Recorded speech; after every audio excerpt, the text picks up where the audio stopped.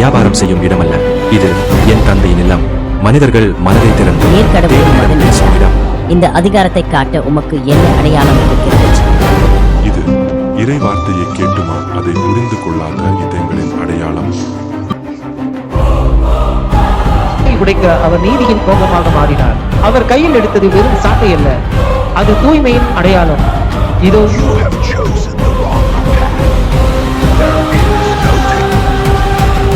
இன்று மாலை எவ்வளவு அமைதியாக இருக்கிறது. அந்த பக்கம் பாருங்கள். ஆம் யோவான், என்று அவர் செய்த அற்புதங்களை பார்த்தாயா? 5000 பேருக்கு உணவளித்த அந்த வல்லமை. இப்போதும் என் கைகளில் அந்த அப்பத்தின் மனம் அப்படியே இருக்கிறது. நேரம் ஆகிவிட்டது. இது ஒரு வனாந்தரம். இங்கே கடைகளோ உணவோ கிடையாது. மக்கள் பசியோடு இருக்கிறார்கள். இவர்களை அனுப்பிவிடுவோம். அப்போது தான் அவர்கள் கிராமங்களுக்கு சென்று தங்களுக்கு வேண்டிய உணவை வாங்கிக் கொள்ள முடியும். அவர்கள் போக வேண்டிய அவசியம் இல்லை. நீங்களே அவர்களுக்கு உணவு கொடுங்கள். போதகரே, என்ன சொல்கிறீர்கள்? 200 பணத்திற்கு அப்பம் வாங்கினாலும் இவ்வளவு பேருக்கு போதாதே. இத்தனை பேருக்கு நாம் எங்கே போவது? உங்களிடம் இப்போது என்ன இருக்கிறது? போய் பாருங்கள். போதகரே, இங்கே ஒரு சிறுமியிடம் 5 வார்கோதுமை அப்பங்களும் 2 மீன்களும் உள்ளன. ஆனால் இத்தனை 1000 பேருக்கு இது எம்மாத்திரம். அந்த திரும்பி கொடுத்த 5 அப்பங்களும் 2 மீன்களும் இயேசுவின் கரங்களை அடைந்த போது அவை வெறும் உணவாக இருக்கவில்லை, பரலோகத்தின் ஆசீர்வாதமாக உருமாறின. அவர் வானத்தை நோக்கி தன் கரங்களை உயர்த்திய போது பரலோகத்தின் கதவுகள் திறந்தன. அல்ல குறையாக அந்த பேரதிசயத்தை கண்டு வனாந்திரமை சந்தித்தது. ஆயிரக்கணக்கான மக்கள் வயிறார உண்டார்கள். பசி தீர்ந்தது, கவலை மறந்தது. இது எப்படி சாத்தியம்? நான் பார்த்தபோது அந்த சிறுமியிடம் 5 அப்பங்கள் தானே இருந்தது. நான் இப்போது 3வது முறை வாங்கிவிட்டேன். இன்னும் கூட நிறைந்தே இருக்கிறதே.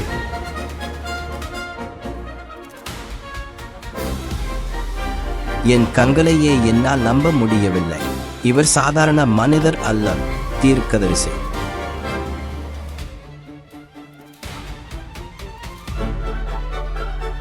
இது ஏதோ மாய வித்தை. ஒரு சிறுமியின் மதிய உணவை வைத்து இத்தனை பேருக்கு எப்படி உணவளிக்க முடியும்? எஞ்சிய துண்டுகளை சேர்த்தபோது அவை சரியாக 12 கூடைகளாக நிறைந்தன. ஆனால் அதிசயம் அங்கே முடியவில்லை. ஏன் அந்த 12 கூடைகள்? அங்கே நின்ற 12 சீடர்களுக்கும் ஆளுக்கு ஒரு கூடை. ஊருக்கே உணவளித்தாலும் என் பின்னால் வரும் உங்களை நான் ஒருபோதும் பட்டினி போட மாட்டேன் என்று அவர்களுக்கு உணர்த்திய பாடம் அது. இதில் 5 அப்பங்கள் என்பது இறைவனின் மகா கிருபையையும் 2 மீன்கள் என்பது இரக்கத்தையும் குறிக்கின்றன. மீதி இருந்த அந்த 12 கூடைகளும் இஸ்ரவேலின் 12 ஸ்தோத்திரங்களாகும். அகில உலகம் முழுமைக்கும் அவர் தந்து அருளும் ஜீவ மன்னா என்பதை பறைசாற்றுகின்றன. நிச்சயமாக அவர் வெறும் வயிற்றை நிரப்பும் அரசர் அல்ல, ஆத்மாவின் தாகம் தீர்க்கும் நித்திய தேவன். காற்று கொஞ்சம் திசை மாறுவது போல தெரிகிறதே. வானம் திடீரென இவ்வளவு கருப்பாக மாறுகிறதே. உங்களுக்கு தெரியவில்லையா? ஆந்திரேயா, அங்கே பார். அலைகள் கரையை நோக்கி போகவில்லை, அவை நம்மை நோக்கி எழுகின்றன. காற்று சுழன்று அடிக்கிறது. படகை நேராக பிடிக்க முடியவில்லையே. பேதுரு, படகு கட்டுக்கடங்காமல் போகிறது. நாம் கடலின் நடுவே இருக்கிறோம். கரை எங்கே என்று தெரியவில்லை. இருள் நம்மை சூழ்ந்துவிட்டது. ஆண்டவரே, எங்கவரே, எங்கே இருக்கிறீர்? உன் வார்த்தையை நம்பி வந்த எங்களை கைவிட்டு விட்டீரா? கடல் எங்களை பிழைந்து பார்க்கிறதே. பேதுரு, அங்கே பார். அலைகளின் நடுவே ஏதோ ஒரு நிழல். அது நம்மை நோக்கி வருகிறது.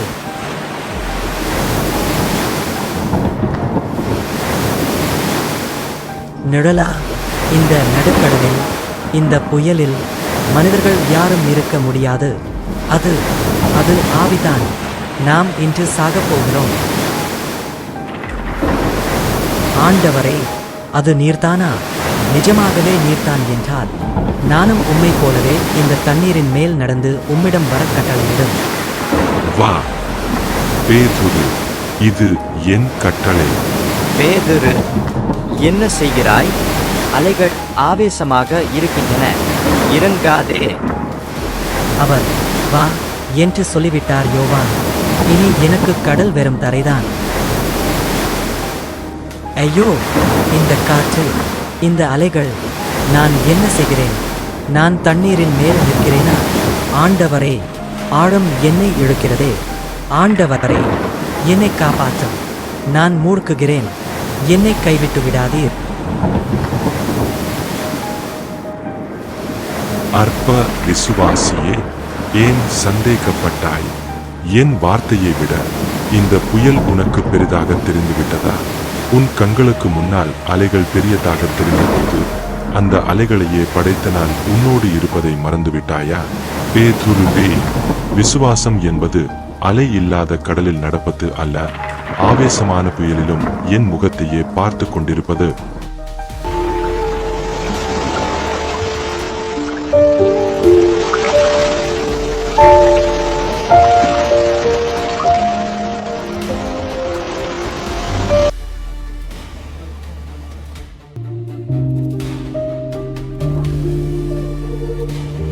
பெரும் திரளான கூட்டம் இயேசுவின் போதனையை கேட்க அவரை பின்தொடர்ந்தார்கள்.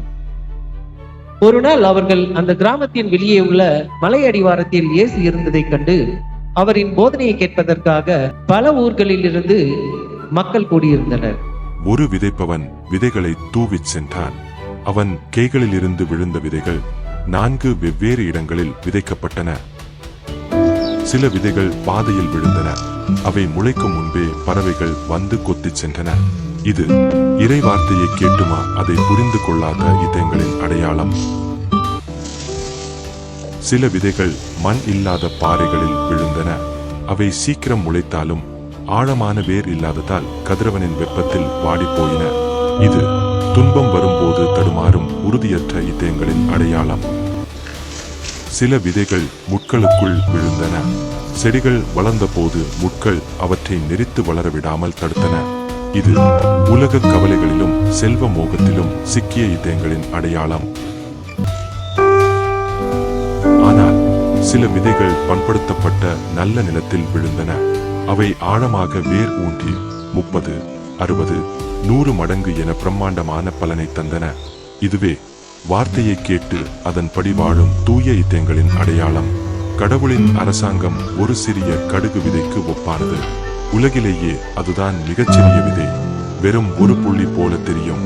ஆனால் அது மண்ணுக்குள் புதைந்து வளரத் தொடங்கினால் அது எல்லா செடிகளையும் விட பெரியதாகி வானத்து பறவைகள் அதன் கிளைகளில் தஞ்சம் புகும் அளவுக்கு ஒரு மாபெரும் மரமாக மாறுகிறது.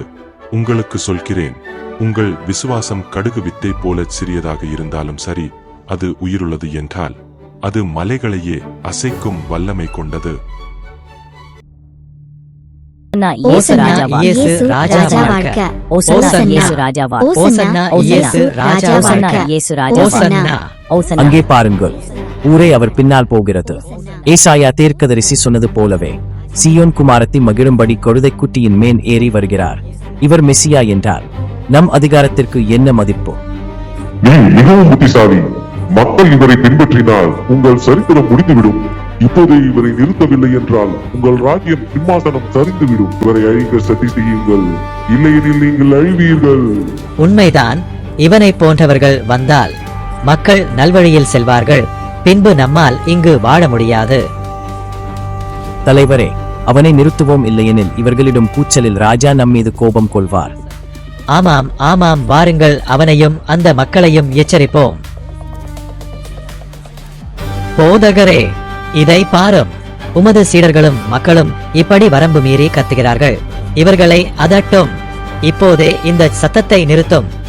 ரோம அரசுக்கும் ஏரோது ராஜாவுக்கும் இது தெரிந்தால் இரத்தம் ஓடும். இந்த வீண் பெருமையை தடுத்து நிறுத்தும்.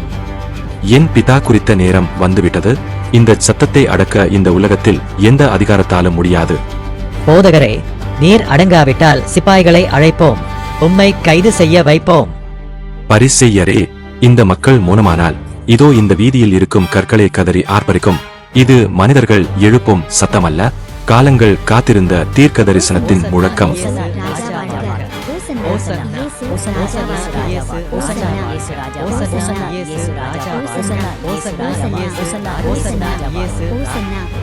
அன்பே உருவானவர், அமைதியின் தூதர் எருசலேம் நகருக்குள் வெற்றி வேந்தனாய் நுழைந்தார். ஆனால் அவர் தேவாலயத்தின் வாசலை மிதித்த போது அங்கே கண்ட காட்சி அவர் இதயத்தை ரணமாக்கியது. பரிசுத்தமான ஜெப வீடு இன்று பேராசை பிடித்தவர்களின் கூடாரமாக மாறியிருந்தது. இறைவனின் பிரசன்னம் இருக்க வேண்டிய இடத்தில் காசுகளின் சத்தமும் ஏமாற்றும் வியாபாரமும் நிறைந்திருந்தது. மக்கள் கேட்கலாம், அன்பே கடவுள் என்று சொன்னவர் இன்று ஏன் கோபம் அடைந்தார்? ஏனெனில் அநீதியை கண்டு அமைதியாக இருப்பது அன்பல்ல. இறைவனுக்கும் மனிதனுக்கும் இடையே வியாபாரிகள் நின்றபோது அந்த தடையை உடைக்க அவர் நீதியின் கோபமாக மாறினார்.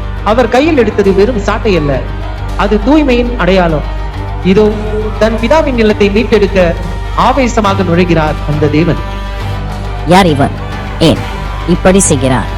என் மனம் கொதிக்கிறது. ஐயோ, என் காசு, என் வியாபாரம். யார் இவன்? எங்களை விரட்ட இவனுக்கு யார் அதிகாரம் கொடுத்தது? நீதான் இங்கு தலைவன். அவன் யார்? உன் பிழைப்பை இவன் அழிக்கிறான், உன் அதிகாரத்தை கேள்வி கேட்கிறான். இவன் யார் உன்னை தடுக்க? இவன் உங்கள் விதிகளை மதிக்கவில்லை. இப்போதே இவனை எதிர்த்து நில். போதகரே, நிறுத்தும் உமது ஆதிக்கத்தை. தலைமுறை தலைமுறையாக இங்கே வியாபாரம் நடக்கிறது. எங்களின் விதிகளை மீற நேர் யார்? உம்மை இங்கே யார் அனுமதித்தது? இப்போதே வெளியேறும். என் பிதாவின் வீட்டை நீங்கள் கள்ளர்குவியாகவும் சந்தையாகவும் மாற்றிவிட்டீர்கள். இது வியாபாரம் செய்யும் இடமல்ல, இது என் தந்தையின் இல்லம். மனிதர்கள் மனதை திறந்து தேவனிடம் பேசும் இடம். இந்த அதிகாரத்தை காட்ட உமக்கு என்ன அடையாளம் இருக்கிறது? எங்களின் இந்த மாபெரும் ஆலயத்தை இடிக்க உம்மால் இதோ சொல்கிறேன், இந்த ஆலயத்தை இடித்து போடுங்கள். 3 நாட்களில் நான் இதை மீண்டும் எழுப்புவேன். 46 வருடங்களாக கட்டப்பட்ட இந்த மாபெரும் ஆலயத்தையா நீர் 3 நாளில் கட்டுவேர்? நீர் பைத்தியம் பிடித்து பேசுகிறேன். நான் பேசுவது இந்த கற்களை பற்றி அல்ல, இறைவனின் உயிருள்ள ஆலயத்தை பற்றி. நீங்கள் அழிப்பீர்கள், ஆனால் மரணம் என்னை கட்டி போட முடியாது. நான் மீண்டும் எழுவேன்.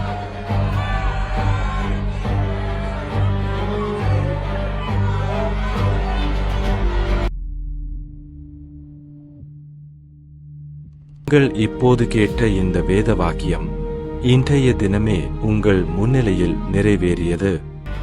வேத வசனம் எப்படி அவனால் நிறைவேறும்? அவன் உங்களை ஏமாற்றுகிறான். வேத வசனங்கள் மெசியாவால் மட்டுமே நிறைவேற்றப்படும். ஆனால் அவன் தன்னை மெசியா என்று கூறி உங்களை தவறாக வழி நடத்துகிறான். போய் அவனை மற்றவர்களிடம் காட்டிக் கொடு. நீ சொல்வது தேவதூஷணம். தச்சன் யோசேப்பின் மகனுக்கு இவ்வளவு துணிச்சலா? இவன் தன்னை மேசியா என்று சொல்லிக் கொள்கிறான். உண்மையாகவே உங்களுக்கு சொல்கிறேன், எந்த ஒரு தீர்க்கதரிசியும் தன் சொந்த ஊரில் அங்கீகரிக்கப்படுவதில்லை. எலியாவின் காலத்தில் இஸ்ரவேலில் பல விதவைகள் இருந்தார்கள். ஆனால் எலியா சீதோன் தேசத்தில் உள்ள ஒரு விதவையினிடத்திற்கு மட்டுமே அனுப்பப்பட்டார். ஒரு காலத்தில் வெகு தொலைவில் உள்ள ஒரு நாட்டில் எலியா என்ற பெயருடைய ஒரு கனிவான மற்றும் துணிச்சலான மனிதன் வாழ்ந்து வந்தார். எலியா கடவுளை மிகவும் நேசித்தார். எலியா இப்பொழுதும் சரியானதையே தனது வாழ்நாளில் செய்ய முயன்றார். ஒரு நாள் தேவன் எலியாவிடம் இஸ்ரேல் நாட்டை ஆட்சி செய்த ஆகாப் என்ற மன்னனிடம் செல்லுமாறு கட்டளையிட்டார். காரணம், அந்த காலத்தில் இஸ்ரவேல் நாடு ஆன்மீக வீழ்ச்சி அடைந்திருந்தது. அந்த நாட்டை ஆட்சி செய்து வந்த ஆகாப் ராஜாவும் அவனது மனைவி யோசேப்பேல் இருவரும் உண்மையான தேவனை விட்டு விலகி பாகால் என்ற பொய் தேவனை வழிபட்டு வந்தார்கள். அது மட்டுமல்ல, நாட்டில் உள்ள அனைவரும் அதையே கட்டாயமாக பின்பற்ற வேண்டும் என்று உத்தரவிட்டார்கள்.